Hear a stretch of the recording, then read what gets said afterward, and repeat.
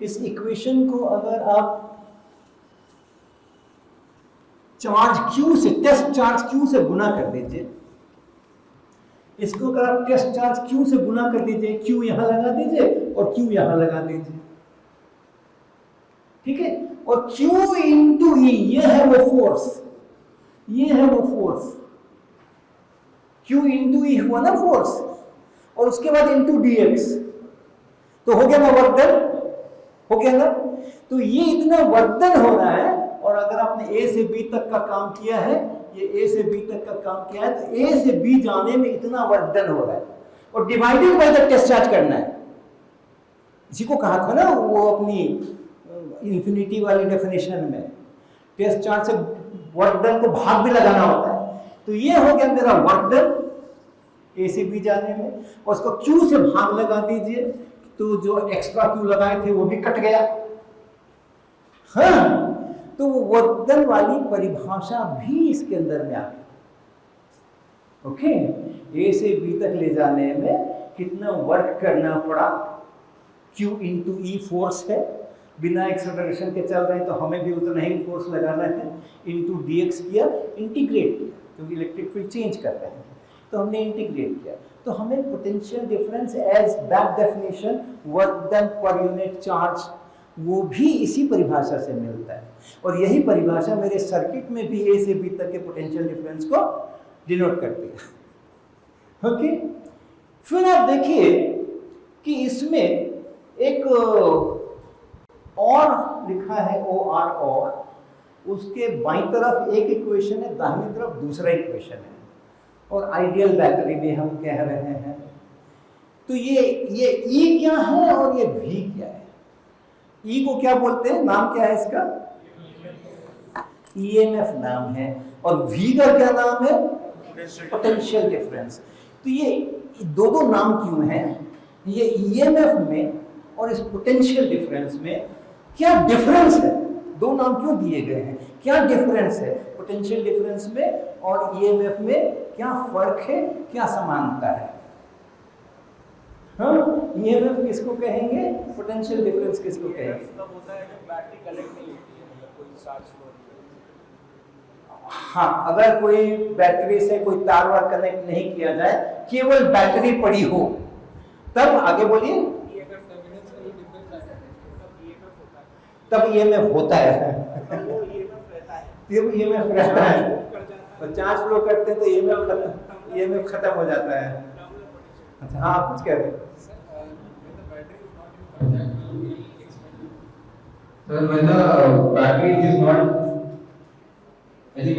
थोड़ा दूर रखो, थोड़ा दूर रखो। बैटरी, मैं ऐसे बोल रहा हूँ सर, जब बैटरी अपनी किसी भी एक्सटर्नल सोर्स से कनेक्टेड नहीं होती है और उस टाइम पे हम उस बैटरी के दोनों टर्मिनल्स का पोटेंशियल डिफरेंस मेजर करते हैं, तो वो EMF कहलाता है, इलेक्ट्रोमोटिव फोर्स कहलाता है। ऑन दी अदर हैंड, जब हम बैटरी को फंक्शनल लेकर के आते हैं, तो सर वो अपने अंदर से जितना वो अपोज करके हमें पोटेंशियल डिफरेंस देखने को मिलता है, उनके टर्मिनल्स के बीच का वो टर्मिनल पोटेंशियल डिफरेंस होता है।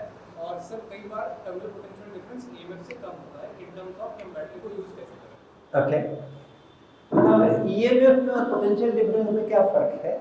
सर EMF, हाँ बोलिए। इस वक्त EMF जो है भी एक पोटेंशियल डिफरेंस है, सबके सामने उनको भी सुनाना है। यहाँ पे EMF पोटेंशियल ड्रॉप है in the circuit plus in the battery. Here the battery is ideal, is already written there. तो हम ये मान के चलते हैं यहाँ पे बैटरी के अंदर कोई पोटेंशियल ड्रॉप नहीं हो रहा है।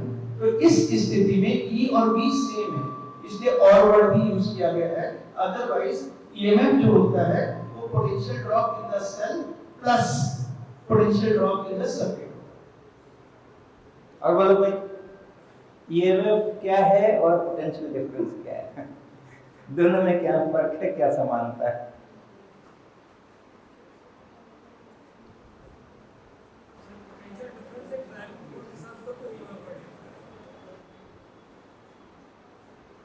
EMF एक सर्टेन वैल्यू है, पोटेंशियल डिफरेंस डिपेंड करता है कि अगर बैटरी चार्ज हो रही है तो टर्मिनल वोल्टेज यानी V की वैल्यू डाउन होगा, की वैल्यू बढ़ जाती है।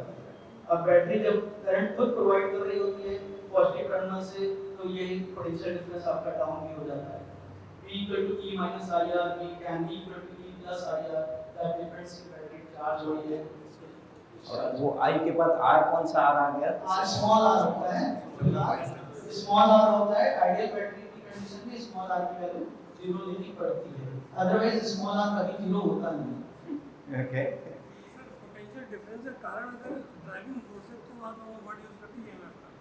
ओके। और एक बात और कहना चाहेंगे कि जब हम लोग कह रहे हैं कि अगर हम सर्किट ब्रेक कर दें और हम इसका सिर्फ टर्मिनल वोल्टेज नापें, तो नापने के दौरान भी इलेक्ट्रिक सर्किट हमें बनाना ही पड़ता है, तो वो पॉसिबल नहीं हो पाता है।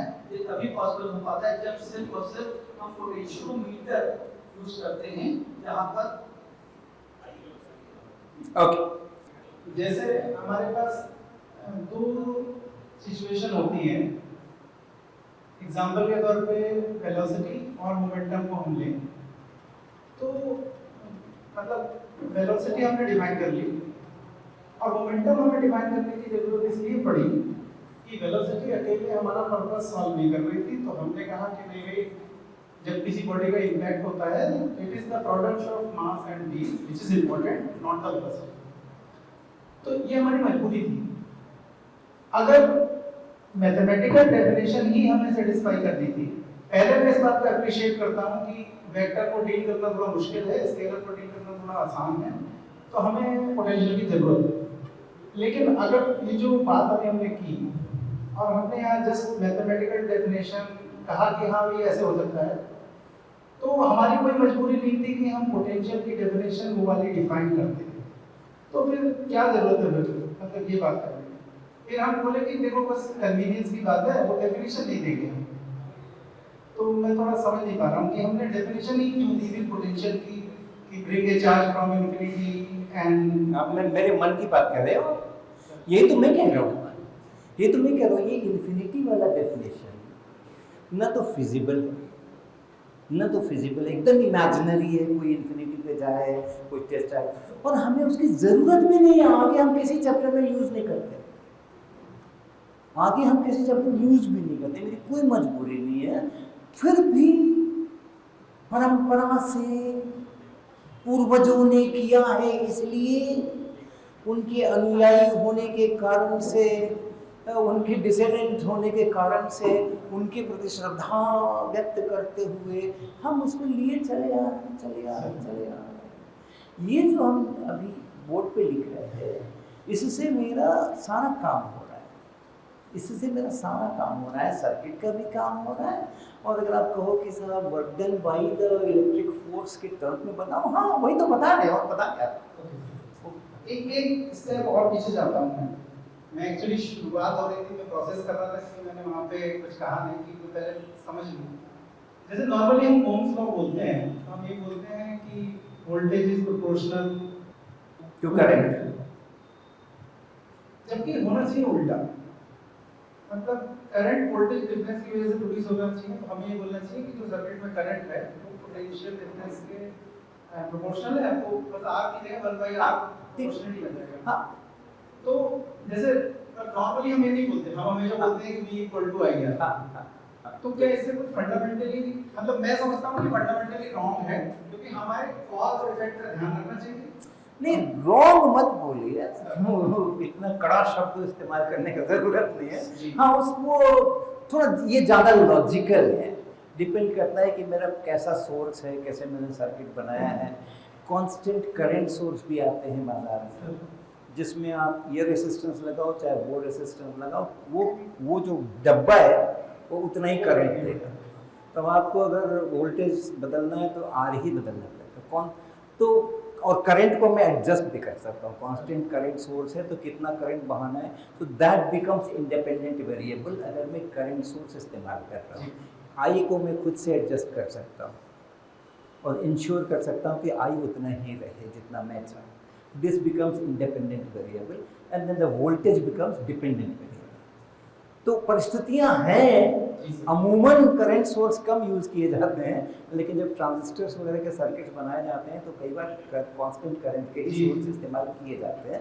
तो बहुत ज़्यादा कड़े शब्दों का इस्तेमाल नहीं करें कि ये गलत है, ऐसा नहीं है, लेकिन हाँ उपयोग में ज़्यादातर जो हम स्कूल्स में एटलीस्ट जो एक्सपेरिमेंट्स कराते हैं उसमें वैसा है। ऑलराइट, तो देखो ईएमएफ में और पोटेंशियल डिफरेंस में कुछ बहुत फंडामेंटल डिफरेंसेस हैं। कई बार ऐसा होता है कि ईएमएफ होता है और पोटेंशियल डिफरेंस होता ही नहीं। पोटेंशियल डिफरेंस जो है वो होता ही नहीं है। अच्छा, आपको पता है ना कि अगर हम एक मैग्नेटिक फील्ड को ऑसिलेट करें, चेंजिंग मैग्नेटिक फील्ड बनाएं और उसके अराउंड एक लूप करंट इसका तांबे का करें, तो उसमें करंट बहेगा कि नहीं? बहेगा ना।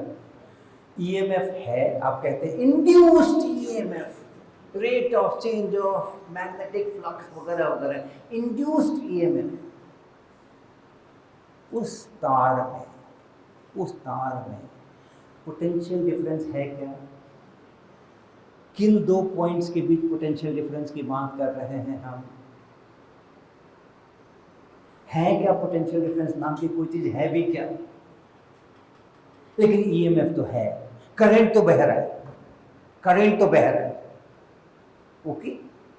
तो कुछ केवल ये कहना कि अच्छा ऐसा कर देंगे तो वो बराबर हो जाएंगे, ऐसा नहीं करेंगे तो अलग अलग हो जाएंगे, वो वैल्यूज की बात है। But fundamentally these two are two totally different quantities, physical quantities, fundamentally different है। आपको एक डेमो दिखाएंगे। चलिए गुप्ता जी इस पर सही, चलो ये सहयोग करेंगे।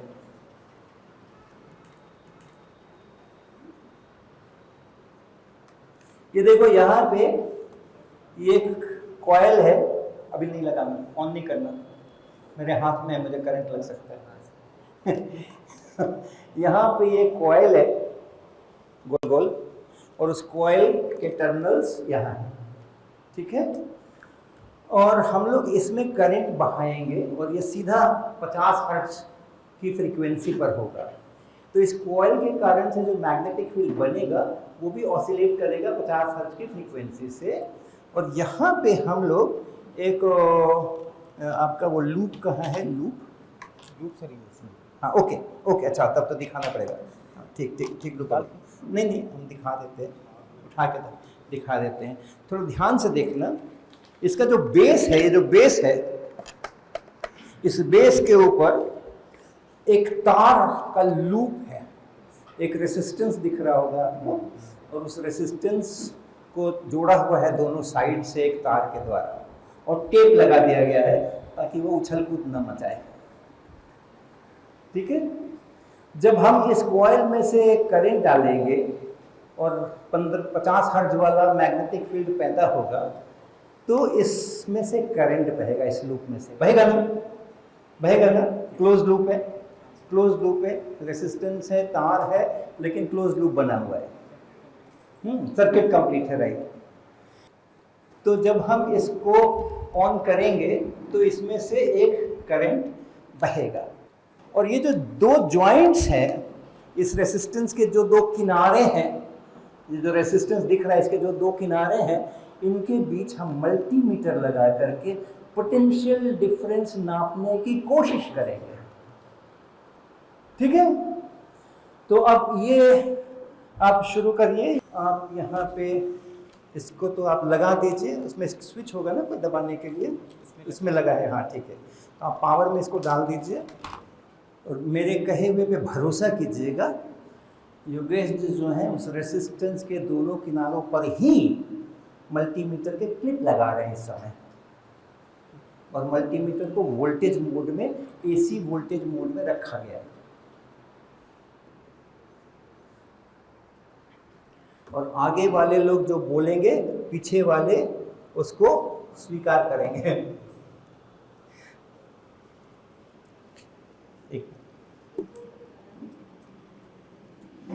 मोहित जी, आप देखेंगे मल्टीमीटर का रीडिंग और सभी को बताएंगे कि कितना है, और वो जो एक बिना कॉर्ड वाला माइक है उसका आप इस्तेमाल कर सकते हैं।